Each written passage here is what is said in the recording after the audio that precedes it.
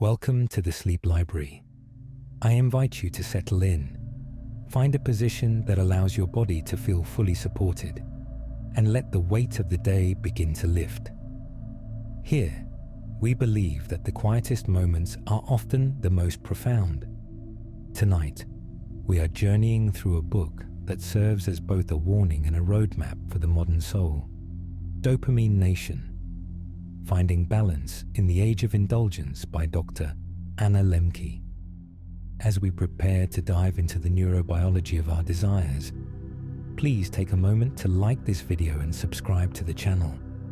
Your support helps us keep these doors open for all who seek a sanctuary for their minds. We live in an age unlike any other in human history. For the vast majority of our evolution, we lived in a world of scarcity. Our ancestors spent their days in a constant search for the basics of survival: food, water, and social connection. Because these things were hard to find, our brains evolved a powerful chemical messenger to reward us for the effort of seeking them out. That chemical is dopamine. It is the molecule of more, the signal that tells us a reward is near and motivates us to reach for it.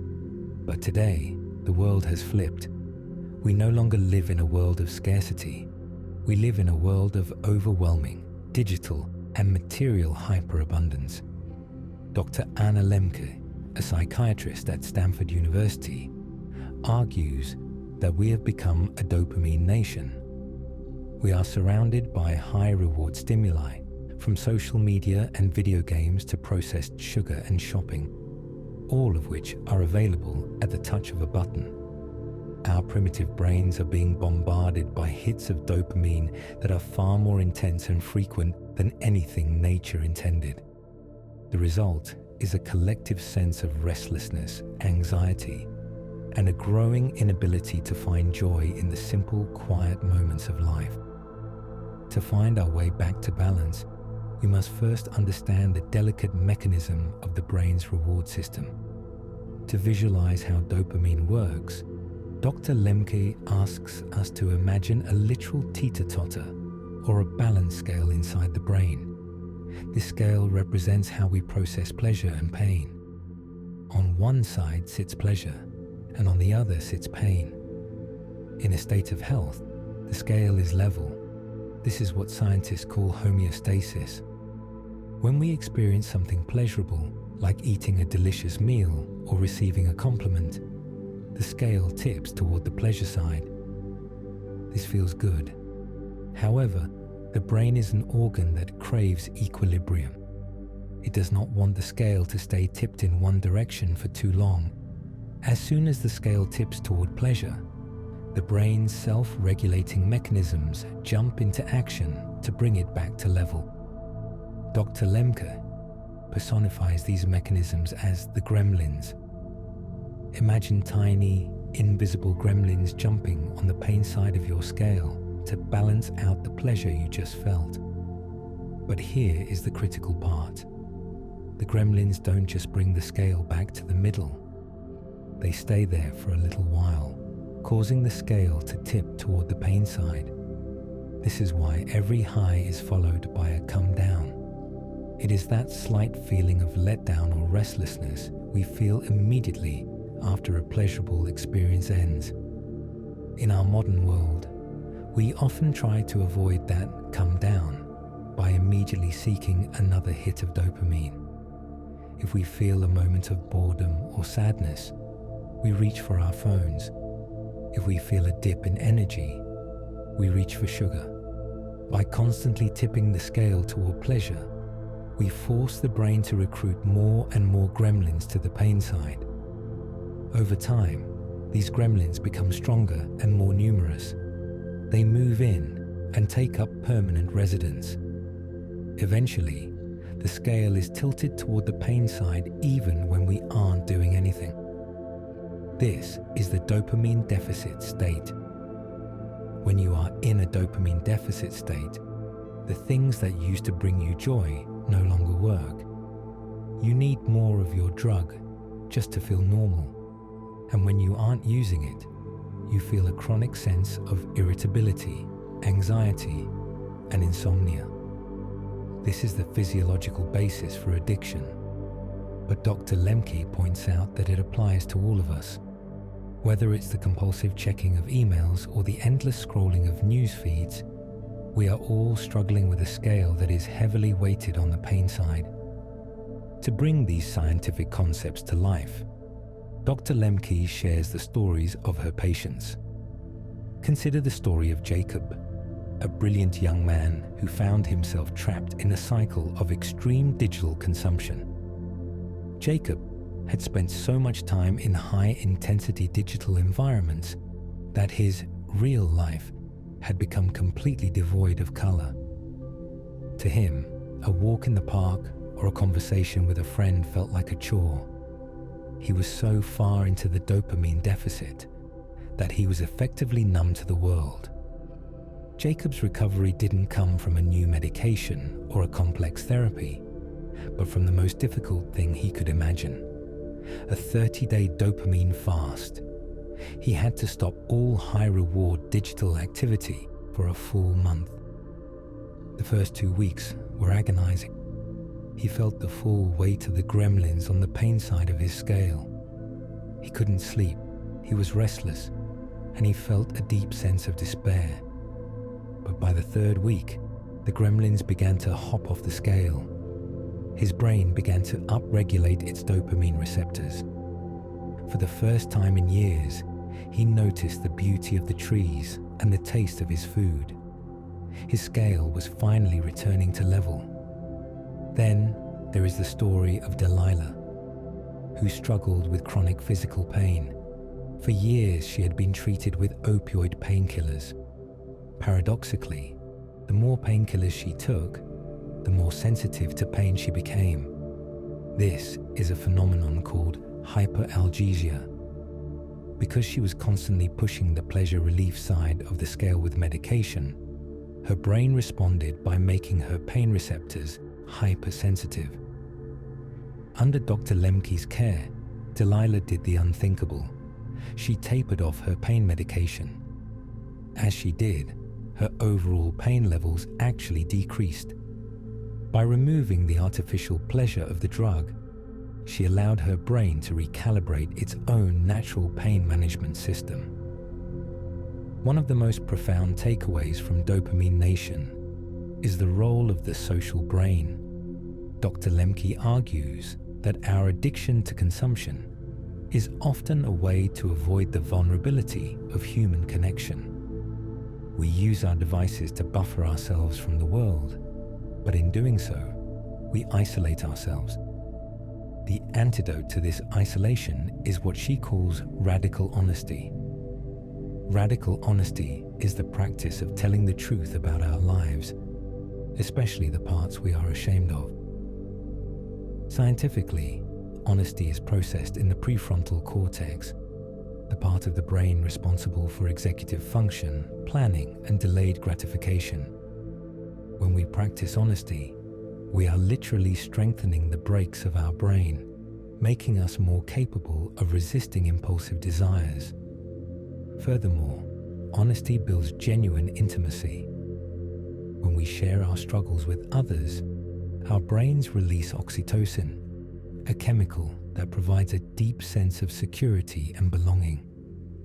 This pro-social reward is far more sustainable and healthy than the antisocial dopamine we get from solitary consumption. Living in a dopamine nation requires us to be intentional about our environment. We cannot rely on willpower alone. Dr. Lemke suggests self-binding strategies, creating physical and chronological barriers between ourselves and our temptations. This might mean leaving your phone in another room at night, using website blockers, or deciding that you will only indulge in certain rewards on the weekend. By creating these speed bumps, we give our brains the time they need to think before we react. She also introduces the concept of hormesis, the idea that mild exposure to pain or stress can actually trigger a pleasure response. This is why we feel so good after a cold shower, a difficult workout, or a period of intense focus. By pressing on the pain side of the scale intentionally, we cause the brain's homeostatic mechanisms to tip us back toward the pleasure side in a natural, healthy way. Unlike the cheap pleasure of consumption, the pleasure of effort leaves us feeling energized rather than depleted. As we prepare to close this chapter of our library, let us look at the practical framework Dr. Lemke provides for anyone looking to reset their relationship with consumption. She uses the acronym DOPAMINE as a guide. D is for data. Be honest about what you are consuming. How many hours are you spending on your phone? O is for objectives. Why are you doing it? What hole are you trying to fill? P is for problems. What are the negative consequences? Is it affecting your sleep or work? A is for abstinence. Can you commit to a 30-day fast to clear the gremlins from the scale? M is for mindfulness. Observe your cravings without acting on them. I is for insight. What have you learned about yourself during the quiet? N is for next steps. How will you reintroduce rewards with self-binding strategies? E is for experiment. See how much better you feel when you prioritize real connection. The message of Dopamine Nation is not that pleasure is bad, but that pleasure without balance leads to a life of quiet desperation. In our world of hyperabundance, the most radical thing we can do is choose enough. We can choose to embrace the boredom, the quiet, and the effort that leads to genuine satisfaction. As the world outside fades into the background, I want you to remember that your brain has an incredible capacity for healing. No matter how many gremlins are currently on your scale, they can be cleared away. All it takes is the courage to sit with yourself in the quiet and the willingness to trade fleeting hits of dopamine for the lasting peace of a balanced life. Take a slow, deep breath. Feel the air enter your lungs and the gentle release as you exhale. You don't need to chase anything tonight. You are here, you are safe, and you are exactly where you need to be. The library is closing for the night, but the wisdom you've gathered here remains with you. As we linger in the twilight of this exploration, let us reflect further on the evolutionary mismatch that defines our current existence. Our brains are essentially Paleolithic hardware trying to run 21st century software. For millions of years, the reward circuitry, the ventral tegmental area, and the nucleus accumbens was our greatest survival tool. It ensured that when we found a source of clean water or a high-calorie fruit, we would value it and seek it again. But in the modern world, this system is being exploited by industries that understand our biology better than we do. Every app, every processed food, and every streaming service is A/B tested to find the exact combination of colors, sounds, and rewards that will trigger the most dopamine. We are not weak-willed. We are simply outmatched by machines designed to bypass our rational minds. However, knowledge is the first step toward autonomy. When you realize that your urge to check your phone for the 20th time in an hour is just a gremlin trying to balance your scale, the urge loses some of its power. You can observe it, name it, and choose not to act on it. This is the essence of mindfulness. It is the gap between the impulse and the action. In that gap, your freedom resides. Dr. Lemke's work reminds us that the greatest joys in life, the laughter of a friend, the satisfaction of a job well done, the beauty of a sunset, are low dopamine but high reward in terms of meaning. They don't spike our scales and leave us in a deficit. They nourish us from the inside out. They are the slow burn fuels of the human spirit. As you drift closer to sleep, consider one small change you might make tomorrow. Perhaps you will leave your phone in the car during your lunch break. Perhaps you will take a 3-minute cold shower to press on the pain side. Or perhaps you will simply tell the absolute truth to one person about how you are really feeling. These small acts of defiance against the Dopamine Nation are the building blocks of a life well lived. Consider the biological phenomenon of neuroplasticity. Our brains are not fixed stones. They are living, changing landscapes. Every time you choose to sit with your boredom instead of reaching for a digital distraction, you are strengthening the neural pathways that lead to focus and tranquility. You are literally rewiring your brain to be less dependent on the cheap dopamine hits of the modern world. This process takes time and patience, but the rewards are profound. You begin to reclaim your attention, your time, and your sense of self. In the stories of patients like David, who struggled with compulsive video gaming, we see the power of this rewiring. David lived in a grey world where nothing mattered except the next level in the game. But through the discipline of abstinence and the support of a community, he slowly brought the color back into his life. He began to enjoy the physical sensation of exercise, the complexity of a long novel, and the depth of his personal relationships. His story is a testament to the fact that it is never too late to reset your scale. As the night grows deeper, let the lessons of Dr. Lemke wash over you like a gentle tide. Understand that the restlessness you sometimes feel is not a flaw in your character, but a natural response to an unnatural environment. You are not designed to be constantly entertained, constantly productive, or constantly connected. You were designed for the rhythm of the natural world, for the ebb and flow of effort and rest, of seeking and finding, of pleasure and pain. By aligning yourself with these natural rhythms, you find a peace that no app can provide. Think of the rat park experiment, which showed that rats in a rich, social environment were much less likely to seek out addictive substances than those in isolation. We are the rats in the park, and our cage is often the digital devices we carry in our pockets. By reaching out to others, by engaging in physical activity, and by spending time in nature, we enrich our park and make the morphine water of digital addiction less appealing. We find our hits of dopamine in the laughter of our children, the warmth of a shared meal, and the quiet satisfaction of a creative pursuit. Radical honesty plays a crucial role in this enrichment. When we are honest with ourselves and others, we remove the burden of secrecy and shame that often fuels compulsive behavior. We allow ourselves to be seen in our vulnerability, and in that vulnerability, we find true strength. Honesty is the foundation of trust, and trust is the foundation of the deep social connections that our brains crave.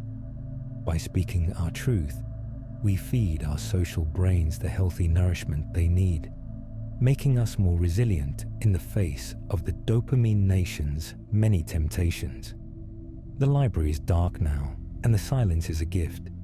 Let your thoughts wander like the embers of a dying fire, slowly fading into the soft glow of rest. You have done enough today. You have learned, you have reflected, and now it is time to simply be. Your brain is performing its own miraculous maintenance as you sleep, clearing out the clutter of the day and preparing you for a new morning. Trust in the wisdom of your body to find its own balance. As we reach the conclusion of our time together, I want to leave you with one final thought. Balance is not a destination you reach and stay at forever. It is a continuous process of adjustment and awareness. Some days, your scale will tip too far toward pleasure. Other days, it will be weighted by the pain of effort or loss. The goal is not to have a perfectly still scale, but to have the awareness to recognize when it is out of balance and the tools to bring it back. You now have those tools. You have the knowledge of the gremlins, the power of abstinence, the strength of honesty, and the resilience of hormesis. Thank you once again for spending this time with us at the Sleep Library. This journey through Dopamine Nation is a reminder that in an age of indulgence, the greatest luxury is a clear mind and a balanced heart. If this exploration has brought you a sense of clarity or helped you prepare for a restful night, please take a moment to like this video and subscribe to our channel. Your presence is the heart of this sanctuary. As you settle deeper into rest, allow the binaural beats to continue guiding you. Let them carry you gently, steadily, into a state of calm and deep restorative sleep. There is nothing more you need to do. Just listen and drift. Sleep deeply, dream of a balanced world, and we will be here for you, ready to open the next book when you return. Peace be with you. Good night.